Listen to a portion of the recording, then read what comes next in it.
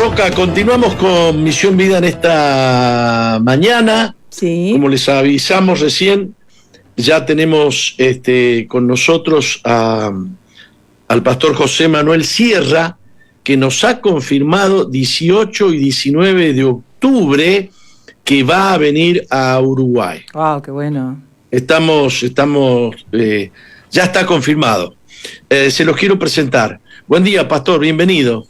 Muchísimas gracias, pastor. Una bendición el estar con ustedes a esta hora de la mañana, para ustedes, de la tarde para mí. Bueno, háblenos primero, vamos a hacer una introducción para conocerlo un poquito. ¿Quién es usted? ¿Cuándo se convirtió? ¿Cómo se convirtió al Evangelio? Bueno, vamos a ver. Yo me convertí ya hace unos cuantos años atrás. Yo fui el último en mi casa que se convirtió. Primero fue mi padre. Él era un torero. Y él, cuando se retiró en América, concretamente en Caracas, Venezuela. Allí conocí a mi madre. Yo soy el primero de 2 hijos. Y cuando en el año 71 mi padre sintió el regresar a España, nos radicamos en la isla de Las Palmas de Gran Canarias. Esta es una de las 7 islas Canarias. Y allí, por medio de una invitación de un vecino, que era cristiano evangélico, mi papá comenzó a ir a la iglesia. El primer día que entró a la iglesia, mi padre cayó postrado al suelo bajo una convicción de pecado tremenda y llorando le entregó su vida al Señor. Al poco tiempo comenzó a asistir a una iglesia en aquel momento de las Asambleas de Dios, una iglesia muy pequeñita que recién comenzaba por medio del esfuerzo misionero de misioneros norteamericanos. Después se comenzó también a congregar mi madre y más o menos como a los 2 meses y medio, 3 meses, yo asistí a la iglesia por primera vez en mi vida. Asistí a un culto de domingo a la mañana, de escuela dominical. No sentí nada, no me impactó nada. Fui con una actitud no muy correcta, que digamos, pero por la tarde sí el Señor me tocó muchísimo, me habló directamente al corazón por medio de la famosa parábola del hijo pródigo, ¿no? Que se encuentra en Lucas capítulo 15, ¿no? Yo pensaba que mi madre le había contado mi vida al pastor, me sentí muy incómodo, pero al poco tiempo el Señor pues comenzó a quebrantar mi corazón y ese mismo día le entregué mi vida a Cristo. Al poco tiempo sentí una carga tremenda de contarle mi conversión y lo que estaba aprendiendo en la iglesia a todo el mundo. ¿Por qué? Porque yo decía las siguientes palabras, ¿no? Si todo esto es verdad, si es verdad que Dios mandó a su Hijo unigénito al mundo para que muriera por mí en una cruz, lo crucifican, lo meten en una tumba, está 3 días sin recibir ningún tipo de atención médica, ninguna visita, a las 72 horas resucita y demuestra que no era un impostor, sino que era verdaderamente el verdadero Mesías. Esto, si es verdad, todo el mundo lo tiene que saber. Esto no puede quedar en 4 paredes, ¿no? Entonces sentí el llamado del Señor, me fui a una escuela bíblica que recién comenzaba también en aquellos años y me gradué el 31 de mayo de 1981 y gracias al Señor, desde ese tiempo hasta ahora, he podido estar a tiempo completo sirviendo al Señor, pues como pastor, como evangelista, en fin, como haciendo muchas cosas, ¿no? Y vivo en las Islas Canarias actualmente. Este último ministerio que hemos iniciado, como usted lo dijo hace un rato, creo que tiene ya 20 y pico de años, pero por supuesto llevamos mucho más tiempo en el ministerio que no solamente pastoreando el Centro Evangélico Vida Nueva, ¿no? A raíz de la pandemia experimentamos un crecimiento tremendo y bueno, la palabra se extendió por muchas naciones y hemos abierto obras en algunos lugares. El Señor nos ha bendecido y prosperado muchísimo. Y siempre he sido un enamorado de la escatología bíblica. Desde el primer día que comencé a leer el Apocalipsis, Daniel, Ezequiel, las cartas de Pablo, etc., me enamoré de este tema y llevo muchísimos años dando estudios. El Señor nos ha permitido publicar varios libros sobre este tema y creo que es un tema apasionante. Y lamentablemente a lo largo de la historia, o en el último siglo, la iglesia evangélica, parte de la iglesia evangélica se desvió de la teología correcta en la cual creyeron por generaciones y cientos de años nuestros hermanos en Cristo, y por eso hoy en día algunos de nosotros, incluido usted también, nos consideran un tanto polémicos o controversiales porque somos capaces de enseñar lo que predicaron nuestros hermanos durante siglos, y muchos también lo creen, pero no tienen el valor de decirlo en sus congregaciones, porque su teología no se adapta en muchos casos a la Biblia, sino que pretenden que la Biblia se adapte a su teología.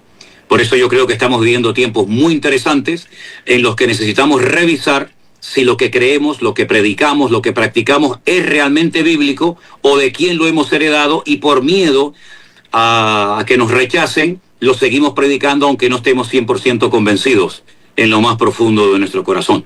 Esto a grandes rasgos, hermano. Y en cuanto a Israel, pues sí, también llevo muchos años yendo a Israel, llevando muchos grupos. Este año ya hemos ido varias ocasiones, tenemos que volver otra vez. Y tenemos muchas amistades y, en fin, podríamos contar miles de anécdotas sobre nuestros viajes a Israel. Perfecto. Bueno, para introducción creo que es suficiente. Lo que nos mueve a charlar con ustedes precisamente su gran apego y estudio bíblico, porque yo lo que he podido observar es que usted es profundamente apegado a la palabra de Dios. Uh-huh. En cuanto a lo que enseña, y no hay mucha gente que se meta en estos temas escatológicos con raíces profundas como lo he visto en usted, ¿no? Esta es la causa por la que quise conocerlo, conectarme, y gracias a Dios y a un pastor amigo de España pudimos contactarlo. Yo ayer hice una promoción de la charla que íbamos a tener y inmediatamente surgieron algunos colegas, pastores, apóstoles, que me dijeron: cuidado que ese hombre no cree en el arrebatamiento. Lo primero que quiero aclarar es: ¿usted cree en el arrebatamiento de la iglesia o no? ¿Y qué es el arrebatamiento de la iglesia? Bueno, yo creo que esos pastores o amigos o apóstoles o como quieran llamarse han entrado en juzgar y en criticar a una persona que no lo conocen. Eso es lo que está realmente mal. El juzgar y el opinar de un pastor que no han visto en su vida personalmente, pero ya a priori le cuelgan el cartel de que este señor no cree en el arrebatamiento. Yo no sé si hay otra persona en las redes sociales llamado como yo. No lo sé. Pero no sé de dónde sacan que yo no creo en el arrebatamiento. Si alguien cree en el arrebatamiento soy yo, porque llevo más de 44 años predicando la palabra de Dios, y si yo no creyera en el arrebatamiento, pues entonces tendría que arrancar un montón de textos de la Biblia. Por lo tanto, me parece a mí que a priori hacer ese comentario sin hablar personalmente conmigo, sin preguntarme, simplemente porque han sacado esa conclusión, me parece totalmente injusto. Claro que creo en el arrebatamiento, por amor de Dios. ¿Cómo no voy a creer en el arrebatamiento si es bíblico? Yo siempre digo ante todo aquel que me hace cualquier tipo de pregunta: yo creo en todo lo que dice la Biblia. Punto. Todo lo que dice la Biblia, yo tengo la obligación como creyente y como predicador, como exponente de la palabra de Dios, la obligación de creerlo, me guste o no me guste. Pero en este caso no tengo ningún problema en decir públicamente que yo creo en el arrebatamiento, en la tribulación, en la segunda venida de Cristo, en el milenio, en Armagedón, en el anticristo. Es decir, creo absolutamente en todo lo que dice la Biblia. No sé en qué se basan para que esas personas hayan hecho ese comentario, sinceramente. Perfecto. El tema que más se discute, salvando esto, es en qué momento se produce el arrebatamiento de la iglesia. Lo que viene Cristo a arrebatar o a levantar, porque a veces le ponen distintos nombres a este evento. ¿Cuál es el momento del arrebatamiento? Si en el arrebatamiento Cristo se lleva toda la iglesia, se lleva una parte, otra parte queda acá. ¿Nos puedes contar un poquito cuál es y menciónenos fundamentos bíblicos respecto de esto? Perfecto. Este es otro tema. ¿Cuándo viene el Señor? ¿Cuándo se produce el arrebatamiento? Es otro tema completamente diferente a decir que yo no creo en el arrebatamiento. Vamos a ver, la Biblia lo dice muy claramente. Hay personas que pueden estar a favor, personas que pueden estar en contra, pero la Biblia es muy, muy clara en cuanto al momento en el que se produce lo que llamamos el arrebatamiento, la traslación, etcétera, etcétera. Mayoritariamente dicen que hay tres opiniones. yo me he dado cuenta de que ahora hay una cuarta. Están los que dicen que la iglesia va a ser arrebatada antes del comienzo del tiempo de angustia de Jacob o la gran tribulación. Están los que enseñan que será a la mitad de la gran tribulación, es decir, a los 3 años y medio. Y están los que dicen que será al final de la gran tribulación. Y ahora hay una cuarta opinión, que algunos pastores aquí en España la están predicando hace años, y es que no existe arrebatamiento. Yo no tengo nada que ver con esa opinión. Pero yo voy a leer en 1 Corintios, capítulo 15, versículos 51 y 52. El capítulo 15 de 1 Corintios es un capítulo monográfico. Hay muy pocos capítulos monográficos en la Biblia, pero este, gracias a Dios, es uno de ellos. El tema central y principal es la resurrección. Se cuestionaba la resurrección de Cristo. Por lo tanto, Pablo presenta argumentos para desbaratar la idea de que no hay resurrección. Pero hay un momento en el que él, desarrollando este tema, dice lo siguiente en el verso 51. He aquí, os digo un misterio. Me paro y explico. Perdón, 1 Corintios capítulo 15, 51. 15, 51. Un misterio es algo que nunca se ha revelado.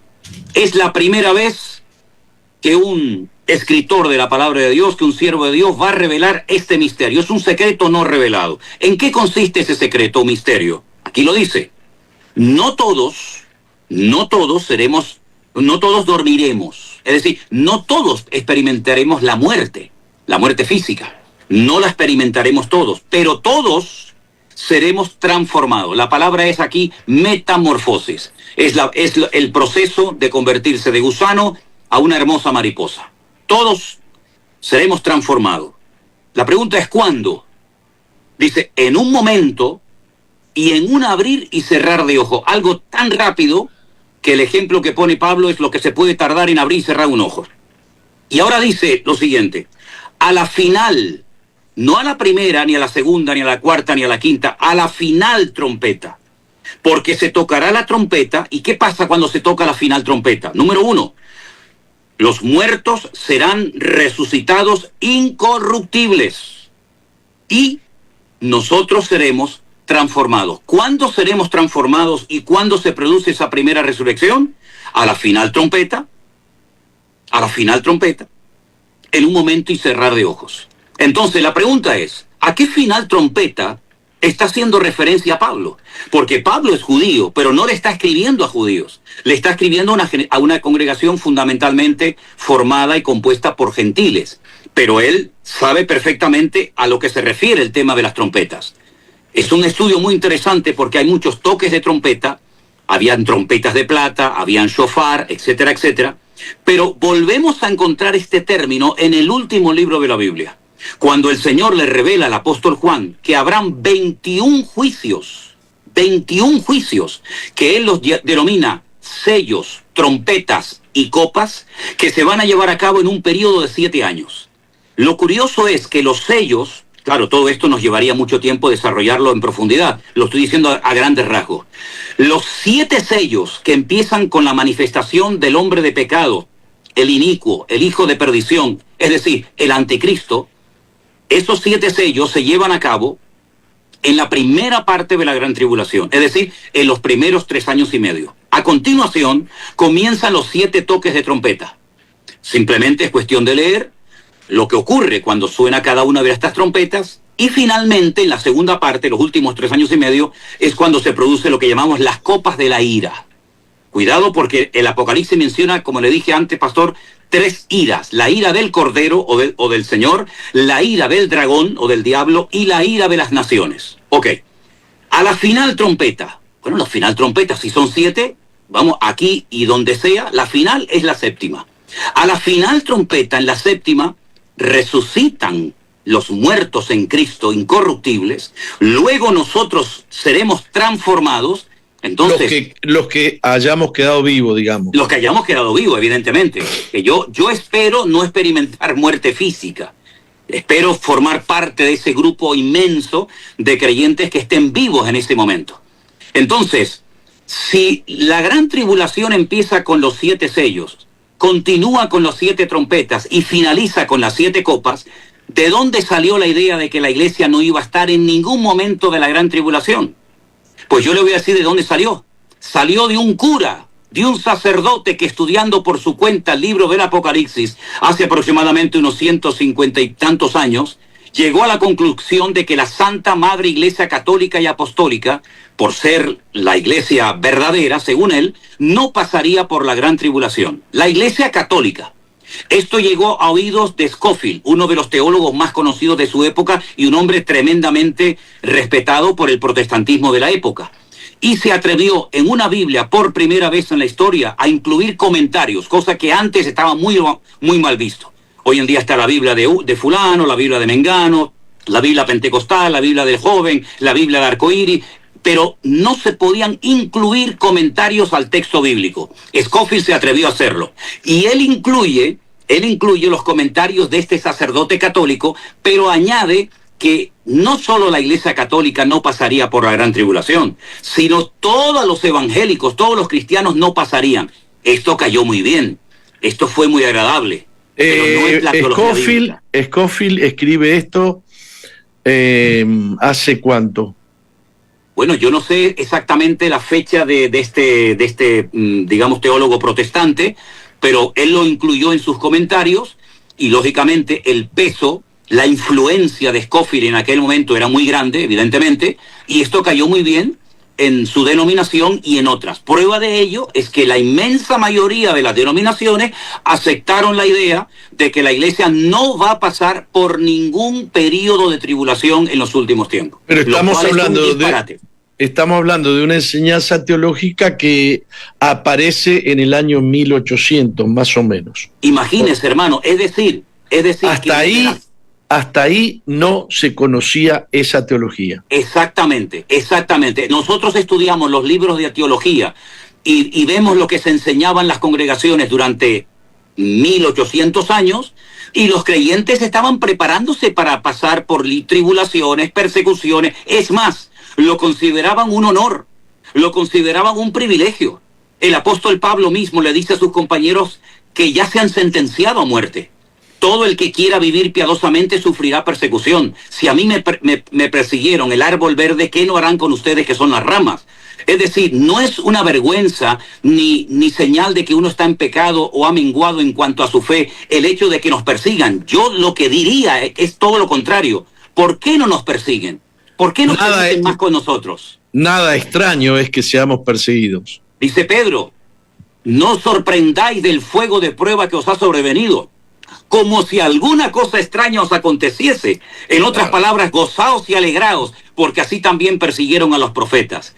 Entonces, se le ha dicho a muchos de los cristianos, pero ya muchos están planteando todo esto, que no íbamos a pasar por que eso era para Israel, los que crucificaron a Jesús, los deicidas, los que mataron a Dios, ¿verdad? Pero nosotros no, nosotros nos vamos a las bodas del Cordero. Eso es rotundamente falso. Y si hay alguien que se enoja, y si hay alguien que no está de acuerdo con lo que estoy diciendo, bueno, yo sinceramente, querido pastor, a estas alturas de mi vida, pocos exámenes ya tengo que pasar. Esto es lo que dice la palabra de Dios, esto es lo que dice 1 Corintios capítulo 15, versos 51 y 52. Yo no escribí esto, yo simplemente soy eco de las palabras que el apóstol Pablo las reveló, inspirado por el Espíritu Santo del Señor. Nada más le puedo decir. Muy bien, el arrebatamiento entonces es seguro de la iglesia. Claro, y se van todos, se van todos los creyentes. Y se va la iglesia entera. Los que son verdad, pero se va la iglesia verdadera, me refiero no a los que asisten, sino a los que han nacido de nuevo, porque hay mucha gente que asiste, pero no han tenido un encuentro con Cristo. Es decir, nos vamos a llevar muchas sorpresas, Pastor, después del arrebatamiento, ¿no hay gente que se salve? Miles, pastor, millones. Y le voy a responder bíblicamente. Juan tiene una visión en la isla de Patmos, donde él se encuentra desterrado por causa del testimonio de Jesucristo, y él ve una visión donde ve una multitud, digo literalmente, de todas las naciones, pueblos, tribus y lenguas que nadie puede contar. Y recibe una pregunta de un anciano que le dice, Juan, estos que están vestidos con ropas blancas, ¿quiénes son? ¿Y de dónde vienen?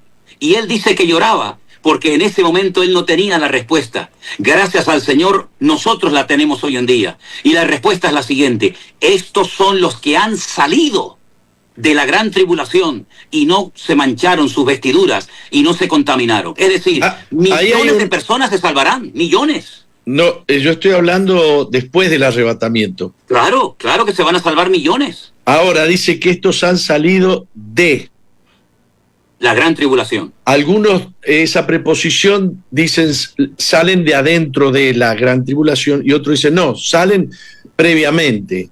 Bueno, es que ocurre lo siguiente. Nosotros, como saben todos, en nuestro idioma tenemos las preposiciones a, ante, cabe, bajo, con. Ok. En hebreo, por ejemplo, en hebreo, la preposición en se extrae de la letra bet, que es la segunda letra del alef bet, la segunda letra. Y esa letra, según donde se ponga, se puede traducir como 4 preposiciones diferentes. Una traducción correcta es de, otra es entre. Depende, claro, des en cuenta de que nosotros tenemos una Biblia traducida por un sacerdote católico español, Casidoro de Reina, que decidió, por ejemplo, cuando dice que Adán se escondió entre los árboles del bosque, no es una mala traducción, pero se podía haber traducido como que se escondió dentro de un árbol, que seguramente sería lo más probable. Entonces hay preposiciones que se pueden traducir de 4 formas diferentes. Nosotros evidentemente tenemos una sola en nuestras Biblias. Pero respondiendo a su pregunta, millones de personas, por el testimonio que dejaron los creyentes y por las Biblias y los cultos, etcétera, etcétera, se convertirán miles y miles, por supuesto que sí. De hecho, se va a convertir más gente en la gran tribulación que en estos últimos años a través de la iglesia. Perfecto. Pero después del arrebatamiento. Sí, hermano, después del arrebatamiento. Porque después del arrebatamiento todavía, por la misericordia y la gracia de nuestro Dios, hay posibilidad de conversión. Es increíble, pero todavía el Señor no ha cerrado la puerta definitivamente. Y bueno, ¿y los que se salvan después van a estar en la boda del Cordero o los no que van se salvan después, evidentemente su posición va a ser diferente a los que se salvaron por medio de la iglesia. Pero la Biblia nos enseña que durante el milenio, que es un tema apasionante, el tema del milenio, habrá diferentes categorías, porque no nos olvidemos que la Biblia habla de diferentes recompensas. Hay algunos que tendrán trono, otros no tendremos trono, pero estaremos también con el Señor. Por lo tanto, habrá diferentes niveles de autoridad, de responsabilidad, pero juntamente con Cristo reinaremos. ¿Cómo? Bueno, hay muchas preguntas en el aire, ¿verdad? Perfecto. Perdón, y otra cosa más que quiero añadir, que creo que también es muy interesante. Y dice la Escritura, y las naciones que hubieren sido salvas, habla después de la tribulación, después de Armagedón, las naciones que hubieren sido salvas tendrán que subir de año en año a Jerusalén a celebrar la fiesta de los tabernáculos y a adorar al Rey, a Jehová de los ejércitos. Zacarías capítulo 14. Y la nación que no suba, ese año no recibirá lluvia, que es lo que le está pasando, por ejemplo, a Irán, que en este momento le quedan 2 semanas como mucho de agua. Y después de 2 semanas se seca completamente el país. Luego habrá millones de personas que claro que se van a convertir, por supuesto. Perfecto.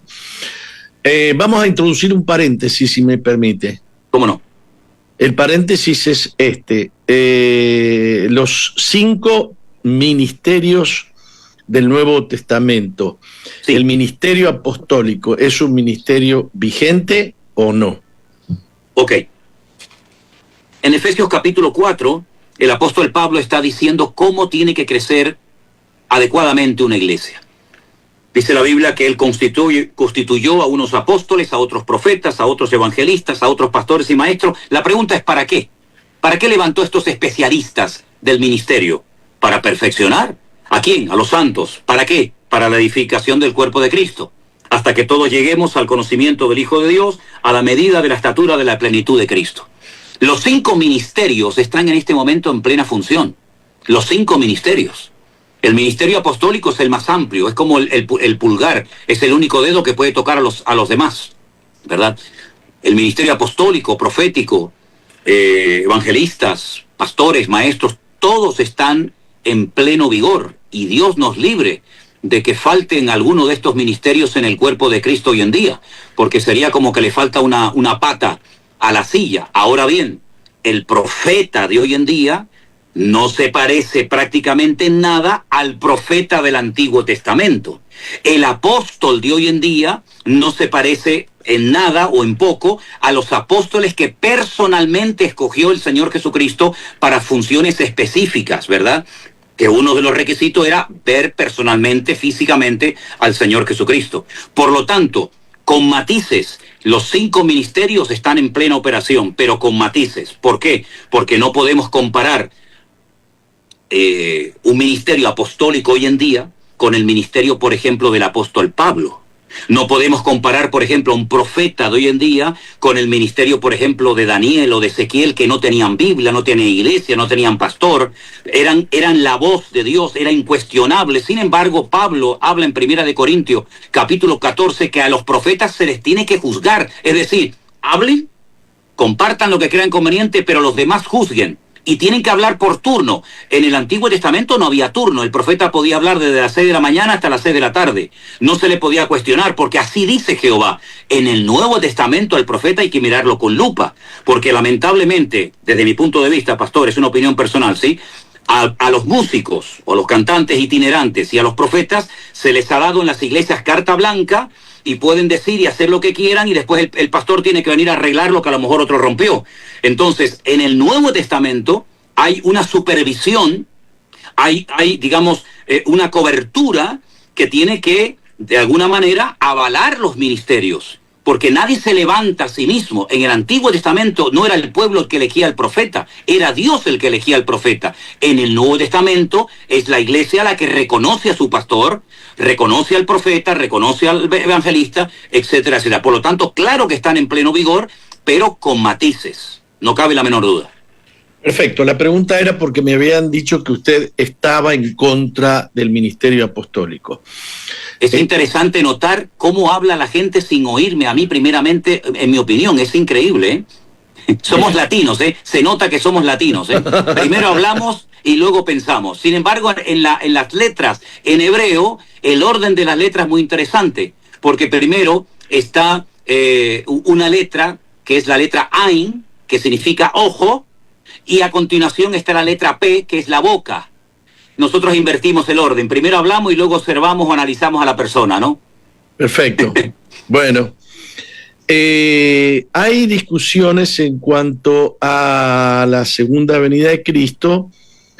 Algunos se toman de ese texto que dice que todo ojo le verá, y otros dicen que va a venir como ladrón en la noche.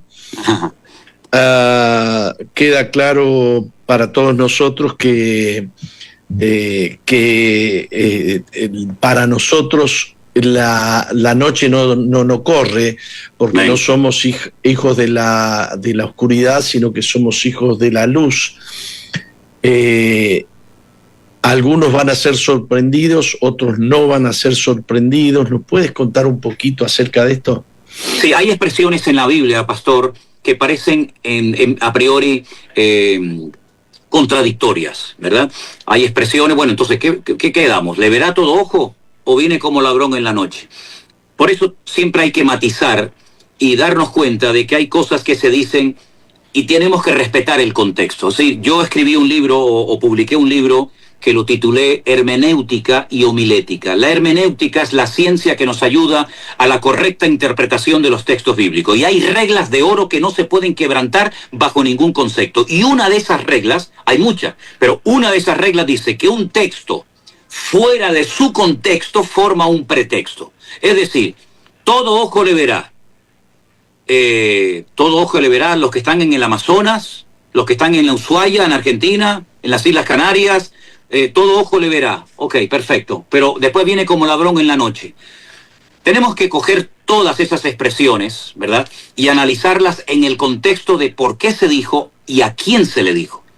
Nosotros, como efectivamente aquí lo hemos dicho, nosotros no somos hijos de las tinieblas. Para nosotros el Señor no vendrá como un ladrón, sino vendrá como mi amado. Que no nos pase lo que le pasó a la Sulamita en el libro del Cantar de los Cantares, que dice, oí la voz de mi amado, pero no me levanté, porque me acabo de acostar, y claro, ¿cómo me voy a levantar y ensuciar los pies? Y cuando se percata de que era su amado, abre la puerta, ya su amado se había ido, y entonces dice que se quedó el aroma, no la presencia, el aroma, y entonces ella enferma de amor y tiene que salir por las calles preguntando, ¿habéis visto a mi amado? tu amado. ¿Y quién es tu amado? Mi amado es señalado entre 10.000. Lo describe a la perfección, desde la punta de la cabeza hasta la punta del pie, pero sin embargo no le abrió la puerta. Hay creyentes hoy en día que están dormidos, se saben la teoría pero no la práctica. No están preparándose, no sé en qué frecuencia están, no sé en qué onda andan. Entonces, cuando dice que viene como ladrón en la noche, se refiere súbitamente, sin previo aviso.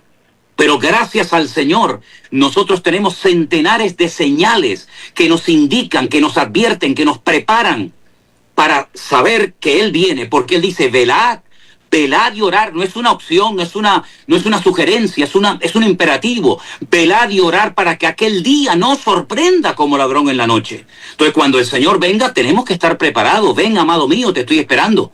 Pero como ladrón en la noche, vendrá para aquellos que lamentablemente se les acabó el aceite. Tuvieron aceite, Tuvieron aceite, eran vírgenes, pero se quedaron dormidas, cabecearon y cuando se despertaron era demasiado tarde. De ahí la diferencia entre los que se van, volvemos al arrebatamiento, y los que se quedan. Se van los que estaban con Cristo, conectados en obediencia, en santidad. Se quedan los dormidos, los rezagados, los que no vivieron en orden y en santidad con el Señor. Entonces son expresiones que aparentemente son contradictorias, pero al contrario, se complementan la una a la otra.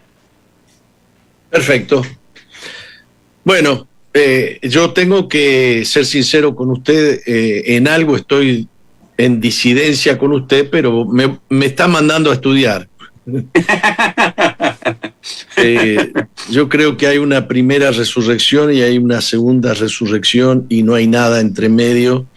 Los que resucitan son los que resucitan la primera vez y son salvos. Yo no creo que hay salvación después del arrebatamiento, pero le soy sincero, no lo voy a criticar. Me mandó a estudiar. Me mandó a estudiar. Esto es bueno, esto es bueno. Vamos a escudriñar las escrituras. Creo. Pastor, yo creo en dos resurrecciones igualmente que usted. Creo en una para vida y una para muerte. El autor que mejor nos define estas dos resurrecciones. Y nada intermedio. Bueno, es que no se producen al mismo tiempo. La Biblia dice en Daniel 12, 1 y 2, que unos resucitan para vida eterna y otros para confusión y vergüenza eterna. Sí, hay dos resurrecciones, una para vida y una para muerte. La primera es para los salvos, para los creyentes de todos los tiempos. Y la segunda es para juicio y para condenación eterna. Yo creo lo mismo. Después del milenio. Después del milenio, efectivamente. Perfecto. Efectivamente, después del milenio, que es cuando se presentan ante el gran trono blanco y el Señor les demuestra físicamente que sus nombres no están escritos en el libro de la vida. Y esa ya no tiene ninguna esperanza. Perfecto. Claro, a mí no me cuadra el hecho de que cuando la iglesia es arrebatada en las nubes y vamos a estar para siempre con el Señor, nos vamos a las bodas del Cordero, ¿verdad? Sí. Perfecto. Entonces no me cabe que haya gente que se salve después o durante las bodas. Pero no me voy a pelear con usted, voy a estudiar. Bueno, eso es maravilloso, hermano, porque estamos demostrándole a la audiencia que dos pastores centrados en la palabra somos capaces de trabajar, de colaborar y de predicar juntos el Evangelio, independientemente de que uno pueda tener una opinión u otra. Esa es la grandeza del Evangelio, que nos amamos, nos respetamos, nos admiramos mutuamente, a pesar de que puedan haber diferentes opiniones. Esto es una maravilla y es el mejor testimonio que podemos dar en esta tarde, amado pastor. Perfecto. A ver si me contesta esta pregunta. ¿Cuándo comienza la semana 70 de Daniel? O sea, los últimos 7 años que forman parte, digamos, de la última parte de la historia de la humanidad, ¿no? Sí. Mire, pastor, este es un tema que a mí me apasiona, lo he dado infinidad de ocasiones en muchos lugares, y esta es una profecía muy, muy interesante, que tiene una característica, una particularidad muy interesante, y es que es una profecía de doble cumplimiento. Es decir, ya ha tenido en la historia un cumplimiento interesantísimo, un desarrollo, y una parte que queda por cumplirse. Ahora bien, Daniel, como buen judío, conocedor evidentemente de la lengua hebrea, recibe un paquete profético que en español, en castellano, en nuestras Biblias, Daniel capítulo 9, aparece como 70 semanas. Pero las palabras que se emplean ahí, ¿verdad?, son unas palabras en hebreo muy interesantes que nos hablan de semanas de años. De años. Ok. Entonces tendríamos que multiplicar 70 por 7, ¿verdad? Lo cual nos da 490. Es decir, 70 semanas están determinadas sobre tu pueblo y sobre tu santa ciudad. Y ahora dice, sabe pues y entiende, Daniel 9:25, ¿qué? Porque hay un comienzo, desde la salida de la orden hasta, la salida de la orden para restaurar y edificar a Jerusalén, hasta, ahí el artículo no aparece en el texto original, el artículo se lo puso Casero de Reina, no aparece el artículo Ja, que es él, pero bueno, para que se entienda, hasta el Mesías príncipe habrá 7 semanas y 62 y se volverá a edificar la plaza y el muro en tiempos angustiosos. Esto nos da un total de 69. Es decir, desde que ustedes salgan del cautiverio en Babilonia hasta que venga el Mesías príncipe entrando triunfalmente a la ciudad de Jerusalén, pasarán 69 semanas o 483 años. Efectivamente, cuando salieron con Esdras, Nehemías y Zorobabel, con el edicto de Ciro, aquel instrumento que Dios levantó de una forma extraordinaria y que les permitió, después de 70 años de cautiverio, volver a la ciudad de Jerusalén, hasta que Cristo entró triunfalmente en Jerusalén y llora diciendo, ¡ay, Jerusalén, Jerusalén, que matas a los profetas!, etcétera, etcétera. Si tú conocieras el día de tu visitación, hay 483 años exactos, pastor. Ni más ni menos. Es decir, que hay un comienzo y un fin de las primeras 69 semanas o de los primeros 483 años. Pero la pregunta es, ¿pero faltan 7? ¿Faltan 7 años o una semana? Bueno, se detuvo el tiempo, porque desde que el Señor Jesucristo entró triunfalmente en Jerusalén hasta hoy en día han pasado más de 2000 años. Por consiguiente, se paró la cuenta regresiva. Vuestra casa os es dejada vacía. Exacto. Años 70 después de Cristo. Claro. Años 70 después de Cristo, Tito, el hijo del emperador Vespasiano, recibe la orden de arrebatar todo el oro del templo de Jerusalén, desmenuza las piedras, se lleva todos los tesoros a Roma, hacen un coliseo romano a la muerte, un templo a la muerte, y allí fue la devastación y la destrucción de la ciudad de Jerusalén. Tiempo más tarde, Adriano cambia el nombre de la ciudad de Jerusalén por Aelia Capitolina, el nombre de Israel por Palestina, ¿verdad? Un nombre tan que lleva y trae tanta historia. Y entonces se para el tiempo, comienza el tiempo de la gracia, el tiempo de la iglesia. Pero llegará un momento cuando comenzará... El tiempo de los gentiles. El tiempo de los gentiles que ya está llegando a su fin. Porque es interesante, hay un versículo que yo quería antes leerle y que no quiero, por favor, olvidar de compartirlo, y es cuando Pedro se pone en pie en el día de Pentecostés, la fiesta de Shavuot, una fiesta muy importante en el calendario hebreo, ¿verdad? Fiesta de las semanas. Resulta que dice, no, ustedes están borrachos, ustedes están ebrios, ahí hay gente hablando en lenguas, gente que no se le entiende nada. Y Pedro dice, esto es lo dicho por el profeta Joel, que en los postreros días,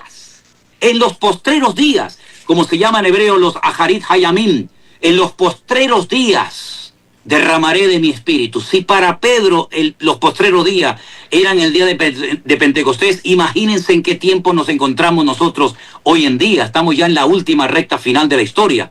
Por lo tanto, los 7 años que faltan para completar los 490 son los 7 años exactos que dura el periodo de la gran tribulación, que son tiempos y la mitad de un tiempo, o como dice la Biblia también, 1260 días, 42 meses, etcétera, etcétera. Esa es la última parte de la profecía de Daniel que falta por cumplirse, pastor. Esto a grandes rasgos, porque hay muchos matices y mucha información por el camino. ¿Que comienza cuándo? Bueno, la gran tribulación comienza cuando se No, manifiesta... no la gran tribulación. Los 7 años de la última semana de Daniel. Los 7 años de la última semana de Daniel comienzan con el caballo blanco, que es el primer sello, que es cuando se presenta en escena en la escena mundial el hombre de pecado, el hijo de perdición, porque Pablo dice que el Señor no vendrá sin que antes venga la apostasía y se manifieste el hombre de pecado, el hijo de perdición. Es decir, el Señor tiene que venir, pero no puede venir hasta que haya una apostasía, un descontrol, un relajo a nivel mundial, una pérdida de valores absolutos, todo es relativo, todo está bien, y se manifieste el hombre de pecado. El hombre de pecado aún no se ha manifestado, que está vivo, yo no tengo la menor duda de que está vivo, pero aún no se ha dado a conocer. Coincide conmigo que comienza con un pacto de paz y seguridad. Pero es un pacto de muerte. Esto me lo dijo a mí un rabino a altas horas de la madrugada en el Cote de la Maravilla, en el Muro de los Lamentos. Él me lo dijo, me dice, nosotros vamos a firmar un pacto con la muerte. Cuando digan paz y seguridad vendrá sobre vosotros destrucción repentina. Él mismo lo dijo. Él mismo me lo dijo, querido hermano, porque no se puede usted imaginar la cantidad de rabinos mesiánicos escondidos que hay en este momento en Israel. Podría hablarles horas de los cientos de rabinos mesiánicos que están en este momento preparándose para huir al desierto, porque el dragón les va a perseguir. O sea que lo tienen clarito. Muchos de ellos sí, y muchos están ya armados hasta los dientes, porque en cuestión de muy poco tiempo subirán al monte del templo y pondrán un altar para comenzar sacrificios y para arrancar la reconstrucción o la construcción del tercer templo. La famosa abominación desoladora, que no solamente es la profanación del lugar santísimo, sino otras muchas cosas también. Perfecto. Bueno, creo que como introducción para conocer su enseñanza tenemos bastante. Es un tema que da para mucho más, y para mí ha sido muy clarificador y me deja más tranquilo que lo invité para venir acá. Ya puede dormir tranquilo, hermano. Sí. ¿Sabe una cosa que me gustó mucho y demuestra su humildad y su grandeza como siervo de Dios? Usted me ha puesto a estudiar. Esa es una frase que quedará para la historia.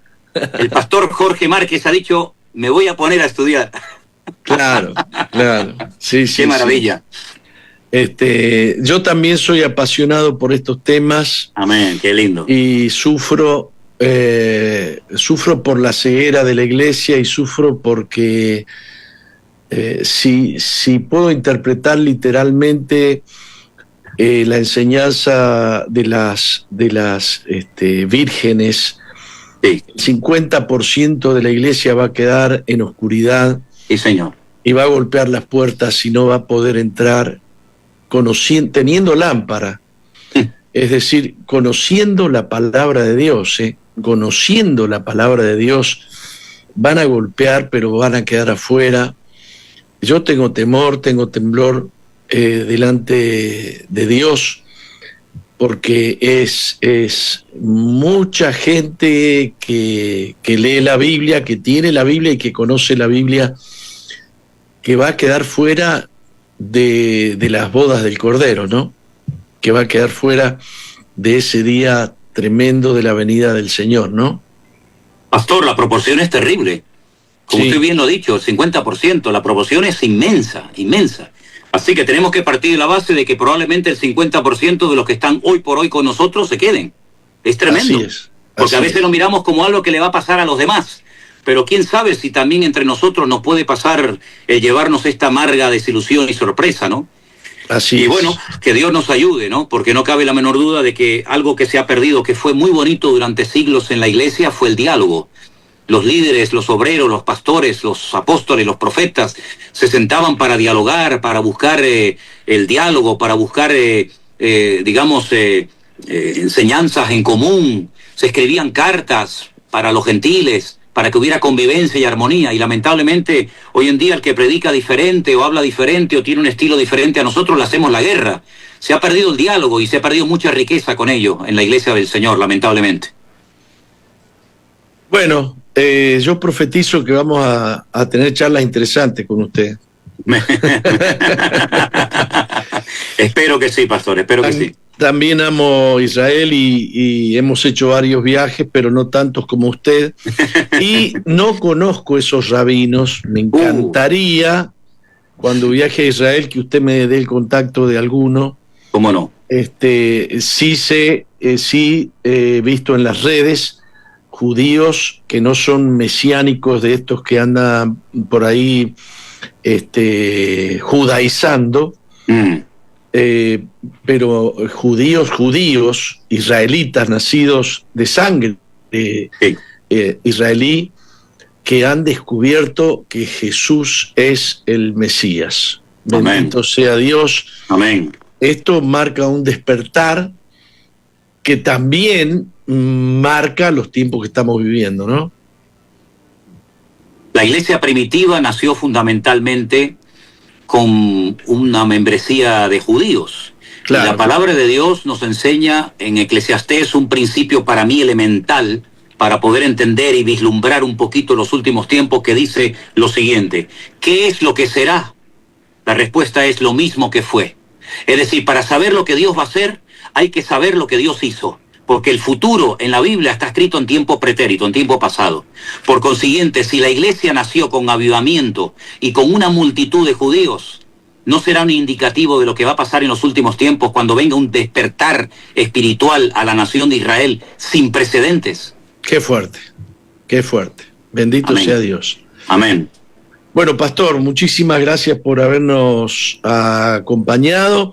A usted, nos pastor. está faltando coordinar un podcast en el que vamos a dialogar más tiempo que hoy, y vamos a tener puntos más acotados para charlar y para enseñar acerca de esta expectativa que tenemos de la pronta venida de nuestro Señor y Salvador Jesucristo para arrebatar a su iglesia.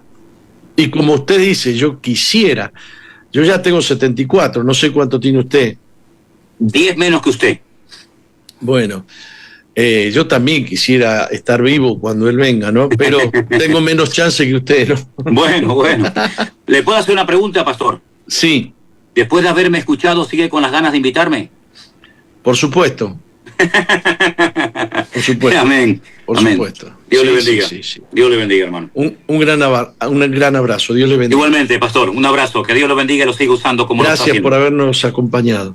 A usted también, gracias. Bendiciones. Bueno, Roca, nos vamos a un corte. Vamos, con todas estas reflexiones y que se nos vuela la cabeza hoy, pero la verdad que es una bendición esto.